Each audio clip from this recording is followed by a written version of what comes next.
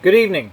I want to speak to you today about a very special subject that is one of the most important things in one's life, and that is training. Training, defined by Merriam Webster, is the skill, knowledge, or experience acquired by one that trains. Training is important to who we are. Without it, where would you and I be right now? Training is a human right, and most of us choose to train. This class is training, and it's trying to teach us to understand speech and apply its practical skill in life that we live in. Training is what you make of it. If you train positively, it will be positive. But if you have to be there and you're mumbling and grumbling and you don't want to be there, but you're forced to be there, then it's not going to be as good as it could be. Always try to have an open mind when you have to go to training, because sometimes you might actually enjoy what you're going for. No matter your age, no matter your accolades, you never stop learning. And just to use an example of that, my first speech I spoke about myself working in fire and EMS for 18 years, working in the prison for years, working as an OSHA inspector for 5 years. I don't know everything about all that stuff. I've got a pretty good knowledge base, but I don't know everything about it. I've got a really good friend of mine. He spent 50 years in it. I would like to know the things that he's forgotten. So understand that training is very important. And let me I believe it was Chief Lasky from Louisville, Texas Fire Department that said, "Firefighters are the jack of all trades and the master of all trades." And I believe the example he used was, think about it this way. 2 o'clock in the morning, you're sitting in the station, nestled in your bed. You haven't turned the wheel all night. You're going to sleep all night. And then the tones go off, and you get a call, a public assistance call. Not a fire, not a car wreck, not an ambulance call, but a public assistance call. So everybody gets up, you and your guys, there's 4 of you. You're mumbling and grumbling, and you get dressed, and you get in the truck, and the other 2 guys get in the engine, and away you go. You don't run lights and sirens, public assistance call. So you're pulling up to the house, and there's a frail, small, elderly lady standing at the end of her walkway, waving you down. She doesn't want you to miss her. So you get out, and you see, it's 2 o'clock in the morning now. You look at her and you say, what be the problem, lady? That's probably not what you should have said. But 2 o'clock in the morning. She says, well, my hot water tank's making a funny noise.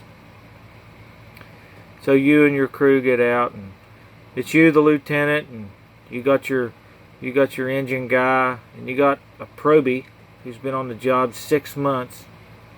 Hadn't even been out of the academy 2 weeks. And you got another guy that's been on the job 30 years. So y'all head in the house, and you ask her, said, well, where's your hot water tank at? She takes you down into the basement, and you get down there, and sure enough, there's an 80 or 100-gallon hot water tank. And it's groaning, it's creaking, it's popping, it's cracking. And you're sitting there thinking, what in the world is wrong with this thing? So you're talking to her about what's going on, and the probie speaks up. Now, probies don't normally speak up in the fire service. I wish more would, but he speaks up and he says, hey, Lou, can I talk to you real quick? Sure, probie, what is it?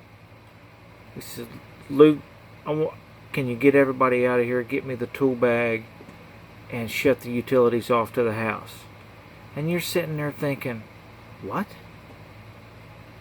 What's this kid at 6 months know that I don't know? And what you don't realize is that kid of 6 months is riding on your truck, who's about 25 years old, has worked his way through junior high and high school and out before he got hired on the fire department with his granddad, who is a master commercial residential plumber. His dad, who's a master commercial residential plumber.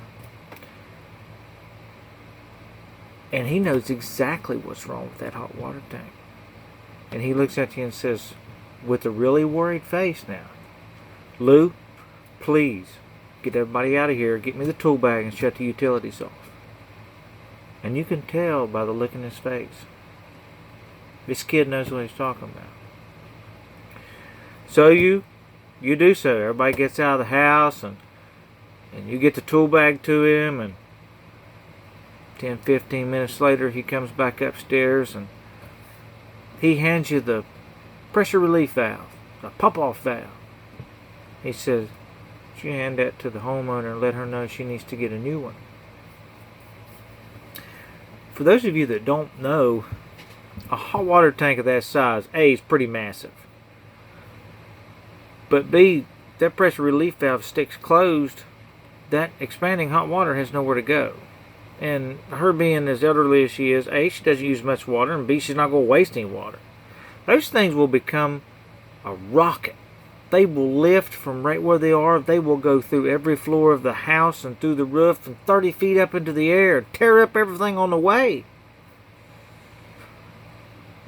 So the kid on your truck that's got 6 months on the job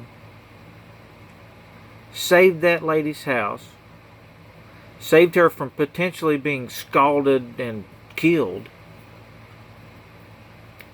saved your butt as a lieutenant because you didn't know what to do. And he saved the department an extreme amount of embarrassment. So, you see, that's why firemen need to be the jack of all trades and the master of all trades. And that's why anything that you do, you need to try to be the best you can be in it. And that takes training and education, and it takes experience. It takes all of that. Sometimes you're made to go to training. Sometimes you seek it out. Sometimes you want it. But let me leave you with this one thing. And I don't know who said it. It's not mine. I'm not taking credit for it. But it's always stuck with me. No one has to give you permission to train. It's there for the learning. Do your job and train. Hey, I'm glad you looked at my video today. And I hope you all have a great evening. And stay warm because it's getting cold out there.